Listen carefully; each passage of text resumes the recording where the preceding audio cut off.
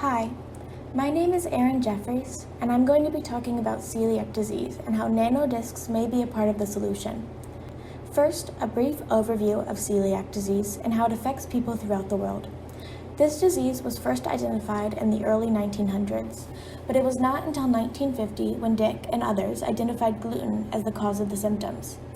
After 1990, it became widely accepted that celiac disease was an autoimmune disease, meaning your immune system mistakenly attacks your body.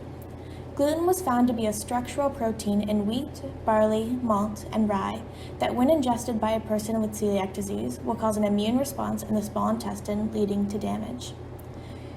It is now thought that about 1 in every 100 people have this disease, but outward symptoms may range in severity, so many may be misdiagnosed or did not realize it was a problem. Celiac disease seemed to become more prevalent in the last 30 years, as doctors learned it was not as rare as initially thought, and they found an easy way to test for it. This damage can cause both short and long-term effects in the entire body, including diarrhea, constipation, fatigue, weight loss, bloating, gas, abdominal pain, nausea, and vomiting. If this exposure to gluten continues, then it can lead to malnutrition, bone weakening, including osteoporosis and osteomalacia, infertility, miscarriages, lactose intolerance, a greater risk of cancer, a higher chance of developing other autoimmune diseases, and the nervous system issues. I wanted to say these symptoms out loud to show just how severe this disease is. Personally, I normally minimize it into just a diet change due to it being an invisible disease, and usually forget how serious it can become. Now, let's dive into what a celiac patient's stomach looks like. It all starts off with gluten, which is first digested into gliadin and glutenin. Sadly, these are not fully digested, and in someone with celiac, they often won't be because of the prolamins associated with them. Thus, the immune response. Here shown is a drawing of the enterocytes. These are the cells on the surface of the villi and small intestine.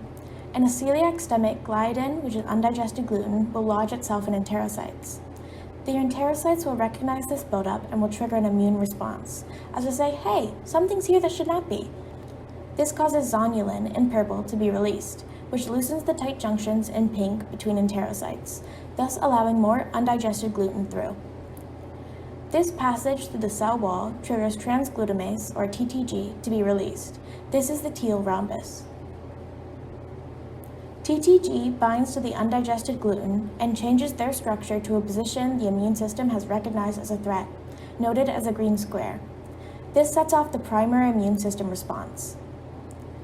Antigen-producing immune cells, the yellow star, pick up the changed gluten and present it to the helper T cells, noted in gray. The helper T cells identify the gluten in the enterocytes and attack them, first by releasing toxic secretions that directly hurt the enterocytes. Then by signaling the killer T cells, noted in blue, to directly attack the enterocytes.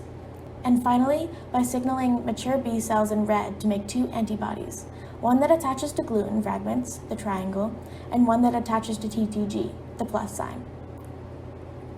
This causes severe damage to the enterocytes, which are crucial to many functions of the small intestine. Now, I understand this process is specific and tedious, and as with many autoimmune diseases, our understanding of how each process works changes every day. This means new solutions are always on the rise.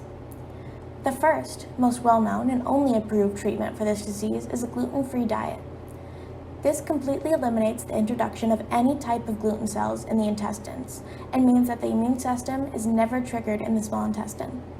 When interviewing a family member who has had celiac disease for 46 years and was only diagnosed 11 years ago, he talked about his struggles with the gluten-free diet. Celiac disease was not well known until recently, and gluten-free food has only lately been popularized. Due to this, he explained how convenience and scarcity were and still are his biggest problem.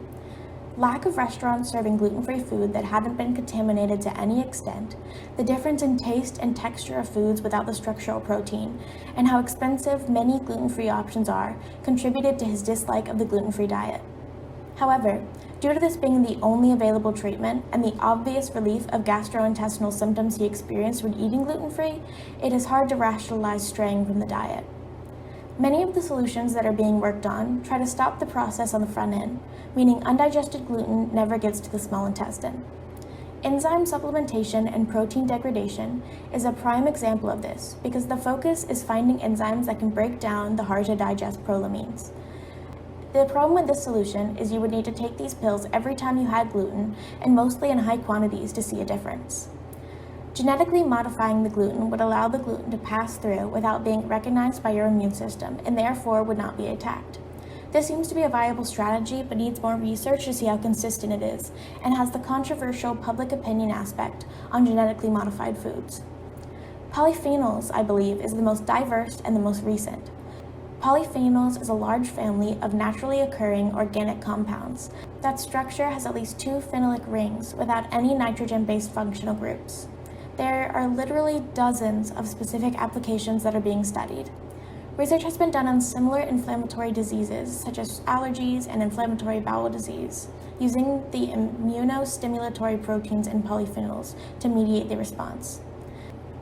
The main applications that many believe can be translated to celiac disease include interrupting the breakdown of gluten, isolating gluten proteins from recognition, and exerting anti-inflammatory effects on the entire system. With the previous treatments tried and the research on these viral pathways, I thought that self-assembling polymer-encapsulated nanodiscs may be a useful angle to look at this problem from. Nanodiscs can mimic a cell membrane. They are currently being used for research on membrane proteins. Membrane proteins help to recognize molecules, such as immune molecules called chemokines, and trigger an appropriate immune response. In this picture, you see how a nanodisc looks. The blue on the top and bottom are the lipid bilayer, with a red amphipathic helical belt protein encircling it. This is called the membrane scaffold protein, or MSP. Also, amphipathic means that the belt has both hydrophilic and hydrophobic parts. This module, compared to other similar systems for transportation, were more stable and structurally defined due to the interactions between the scaffold proteins and the lipids.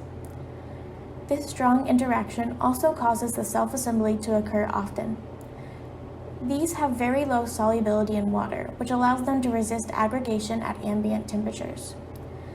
These properties of nanodiscs could translate to celiac disease, to encapsulate proteins such as gliadin and reassemble it into a small disc. I'm not sure what the best way of transporting the nanodisc parts to the small intestine would be, as most research has been done out of the body or near the surface. The main question is, can it encapsulate gluten or gliadin molecules and survive the rest of the small intestine?